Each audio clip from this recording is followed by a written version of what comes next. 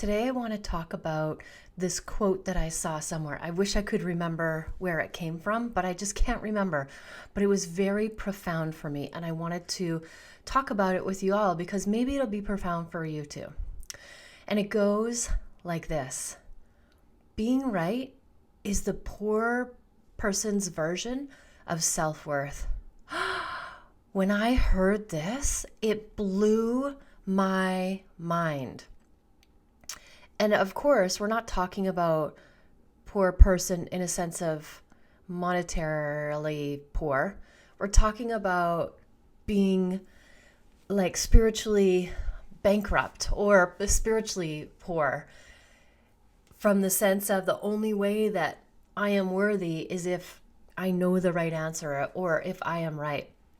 And I gotta tell you, I am guilty as charged. I feel like I really connected with this because what I wrote down after that was, what if I never have to be right? That was another moment. Like, what if being right just wasn't a thing?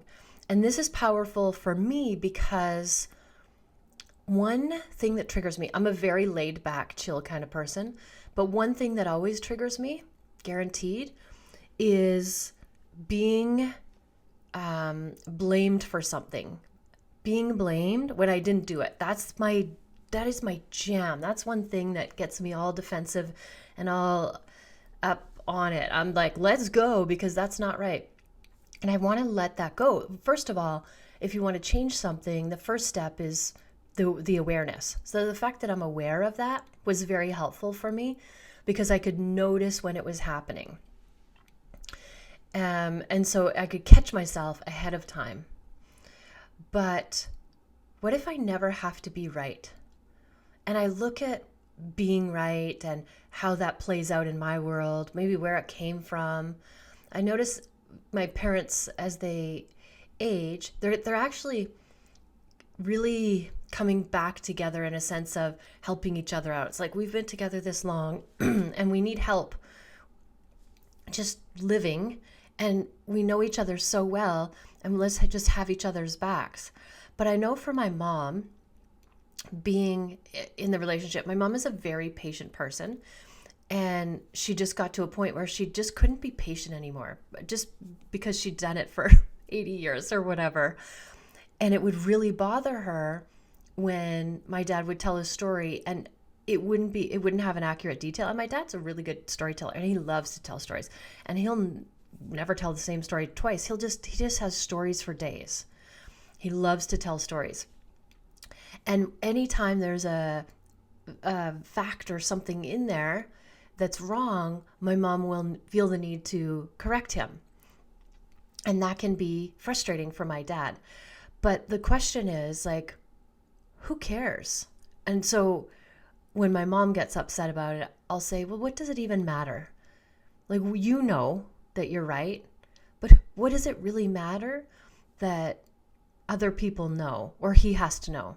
It really doesn't matter. And so when we look at it from that point of view, because that's what I say to myself in being right. And I think being right it could come from a mom thing. Correct me if I'm wrong, but growing up, when we're raising human beings, we usually are right when it comes to what we're doing or knowing them and what's best for them, because at one point their lives depended on it.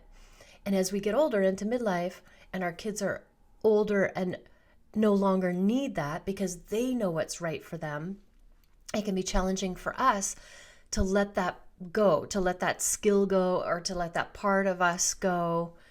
It's really, really hard. And I notice I really have to catch myself not doing that to my kids. And it comes in the form too of when they're going out and you ask, have you brushed your teeth? Right? Like, we want to let those things go. And so how can it be okay to not be right? There is this book called Let Them, and it's based on the Let Them philosophy principle.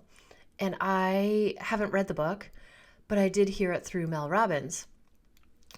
And it's based on not being right. That's exactly what it's based on. Giving up being right. And I think in midlife, if we can do that, and I think that's what makes getting older so fabulous, is that we stop giving a crap about what people think or if we're right or wrong. Before, it would be like we have to correct them and we have to get the facts right. And now we just don't care. It's like, whatever. And that is so liberating and so freeing. But the let them philosophy is, if somebody feels that they need to do this, or that they have to be right, or they have to show up like this, just let them think that, let them be that. Who cares? Because at the end of the day, we can't be responsible for anybody else. We're not responsible for other people's happiness. We're not responsible for how other people feel. We're only responsible for ourselves, and we can only control ourselves. So can we just let them? And also, it extends to us. Let us give ourselves the grace. Let us be this person. Let us think these things. Let us do these things. So basically, what I'm getting from this, especially as I talk through it with y'all, is that it like, just no judgment. Just let it be. Just let people be. Let yourself be. Be kind to yourself, but just let it all go. When you think, in 5 years, would this even matter? In 1 year, would it even matter? Like, whatever it is that you're getting upset about. And then when it comes to your kids, it's like, ooh, how can I just let them figure it out? Let them do that. Let them be that. Let them think that. I think that can be one of the most challenging things as a mom, is just like, you want to go, sweet child of mine, just let them go and learn. Because you know that that's the best way to learn, by doing, by living, by being. And then if they need your help, they're going to come find you. You want to just allow and let go of being right. It's so funny as I talk about this, because my kids, I just feel like, of course, because I'm their mom, I just feel like they're so smart. I feel like my kids are so brilliant, like all moms do. And there came a point where, like my oldest son is he has a very brilliant brain, and he thinks next level. And when he was younger, it was hard for him. And I could see that he had a big brain. And I knew that he just needed to kind of grow into his brain, and then life would be easier for him, because it was just so powerful. And so I really needed to let my kids be smarter than me, or be right when I'm not right, or have the answer. And I had to do it earlier than normal because of the way Phoenix's brain works. So in order for our relationship to be smoother, I decided to always ask myself, how could he be right? So if he's saying something that maybe didn't align with what I was saying, or I thought the answer was something else, I would just stop and I would ask myself, how could he be right? And this really, really, really helped our relationship a ton, because I didn't need to be right all the time. How could he be right? And also, it's so fascinating because my younger son, Santos, who's just as brilliant, but in a different way, like their brains work so differently, and they're both brilliant in their own ways. And the reason I was talking about Phoenix's brilliance is because it was affecting our relationship, right? And then Santos's thought philosophy is, when he's dealing with somebody, he's like telling himself that in their brain and in their world, this really makes sense to them. So I want to figure out, this is Santos thinking, how that makes sense to them. So he's just curious about everything. So if somebody says something that he doesn't believe with it, he's thinking like, oh, I wonder how they came to this conclusion. I wonder why this is true for them, or how this could be true for them.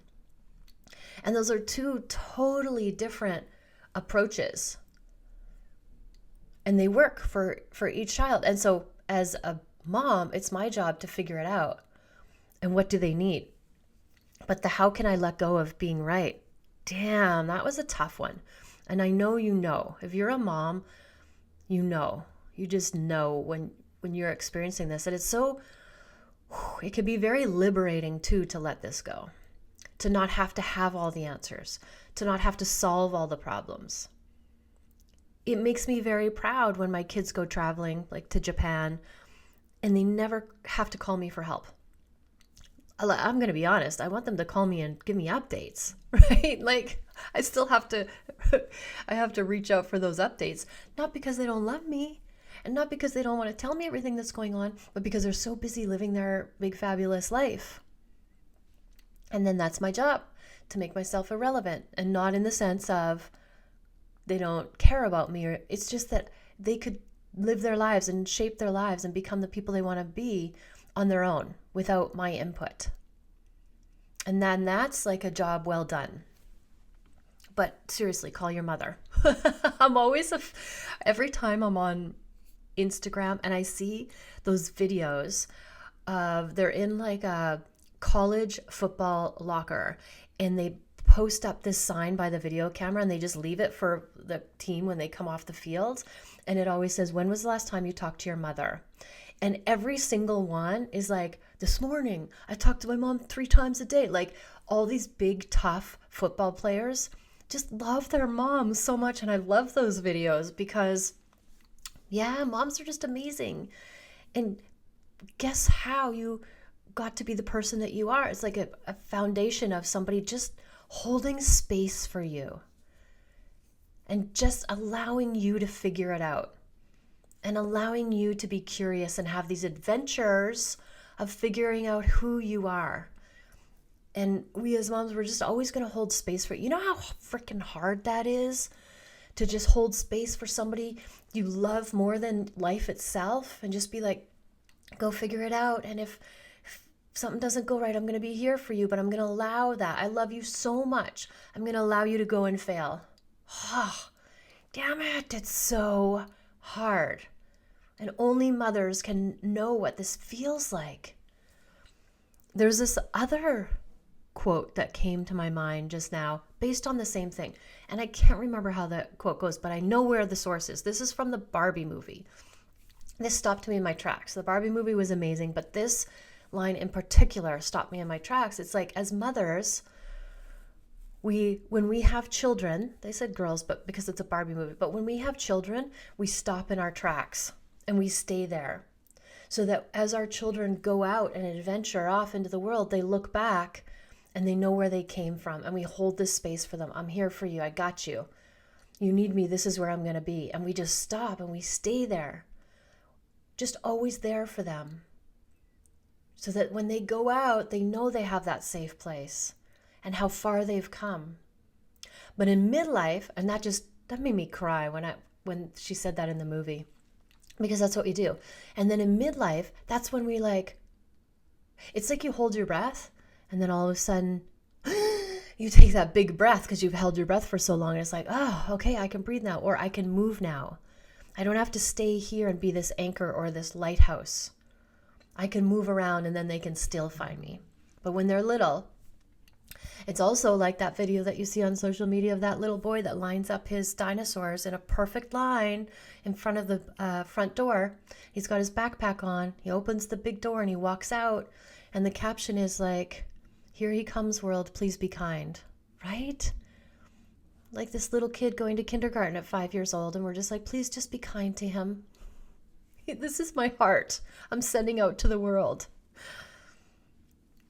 So I just wanted to talk about this because being right is the poor person's version of self-worth just really hit me. Because in fact, because that means that it would only when we're right are we worthy of being. But in fact, just us being here on this planet means we're worthy.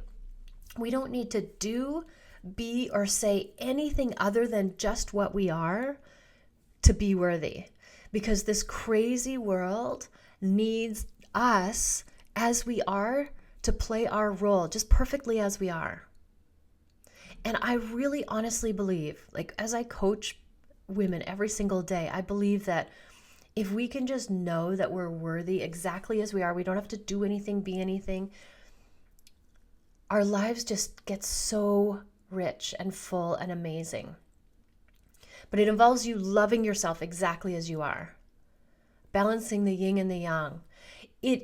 What it really comes down to is, can you love those parts of yourself that you've deemed unlovable? So as we go along life, we have a situation, somebody says something, just one moment in time, and we're like, ow, when we have this really powerful emotion, those stick in us, and we have an energetic thing stuck in us from that moment of something bad that happened, something we didn't like. And then we carry it around for us. We're like, oh, I must be stupid because somebody said, well, you don't know the answer to that, when you were in grade 3 and you were standing in front of the class. And so you're thinking, oh, I'm stupid and that's bad. I don't want to show the world that I'm stupid. So we take that and we put it in a bag and we carry it over our shoulder. And then every time that something like that happens, we make it mean something negative about us and we put it in that bag and we carry it. And these are all the parts of ourselves that we've deemed unlovable. So we're like, I'm a good person and I'm okay, except for these 20 things. So in order for you to truly be free, especially in midlife, this is so important in midlife because we're letting go of all the things. And so in order for you to truly be free and love your big, delicious midlife, you want to be able to love all the parts of yourselves, especially the ones that you've deemed unlovable. So a big one for women is being a bitch, because sometimes we just have to. So if you have that part of yourself and you can name it, and here's a good way to figure out what it is. If somebody else is triggering you, and every time you talk to them, they just trigger you, that means it's your thing. It's not them. They're showing you. They're a reflection of a part of yourself that you don't love. They're showing you that part that you've deemed unlovable. So it has nothing to do with them. So we could say, thank you, friend, for showing me that part of myself. And then the way you could identify it is you could be, he's so whatever, fill in the blank, bossy. Maybe he's so bossy. And then we know that that's the bossy part of ourself that we're not loving. He's just a mirror. He's just a reflection of that part of ourself we don't love. And so I would ask myself, how does it serve me sometimes to be bossy? Bossy isn't always a bad thing, but I think it's a bad thing. And that's why I don't love that part of myself. And that's why when anybody that's bossy shows up in front of me, I don't like them, but it's really a reflection of a part of myself that I've deemed unlovable. Are you with me? This is so good. This is so powerful. So if I ask myself, how can it serve me to be bossy sometimes? Well, sometimes if you're managing a project, you need to take charge to get stuff done. So it's not always bad. So in that case, it serves me to be bossy. And then you can love that bossy part of yourself. And then you take it out of the bag and you don't need to carry it around anymore. Debbie Ford used to say, because she does the shadow work, I studied with Debbie Ford, and she used to say, when you have those parts of yourself that you've deemed unlovable, I always say put them in a bag and you carry them around. But imagine they're beach balls in water and you're trying to hold them down and they just keep popping up. It's so hard and it's exhausting. It's a lot of work. But if you just let them go, you can just float in the water and enjoy. And this is all up to you. This is not out of your control. This is all within your control. Nobody can do this except for you. That's the good news. Every time I coach somebody and I say, well, this is in your brain. These are your thoughts. That's the good news, because you're in charge of your thoughts. Your thoughts are just sentences that you've created in your brain, and you can create something different instead. That's how powerful it is, because now you've identified what it is. Oh my gosh. The other person doesn't need to change. If you work on that part of yourself, say that person at work drives you crazy, you figured out their so what, how am I that way? How is that a good quality? Like, how can that serve me? And then love that part of yourself. I promise you, your relationship with that person will change. And you don't need to change that person, because first of all, they don't need to change. And second of all, you can't change them. And third of all, they can't make you feel any way. You're in charge of your feelings. Where do your feelings come from? A thought in your head. A thought in your head. So if you don't like the way you're feeling, change your thought. But I guarantee if you go through that step, that process, the way you feel about that person at work will change. Your relationship with that person will change 100%. And they didn't need to change, and you didn't need to change them. So my question for you today is, How can you let go of being right?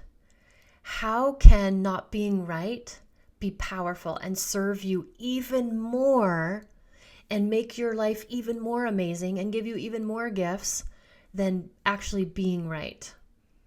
How can you just let go of being right and try the tool? Just let them. If they feel they need to be right, let them. If they feel they need to say those things, let them. If they feel they need to show up in that way, let them. And see how everything unlocks for you. And in that moment, you have just stepped into one of the most powerful versions of yourself that will get you to that self-actualized version of you. So just, oh my gosh, enjoy the ride. Thank you for listening. Always, always, always love yourself first, exactly as you are in this moment. You are perfect exactly as you are right now. And have an amazing day.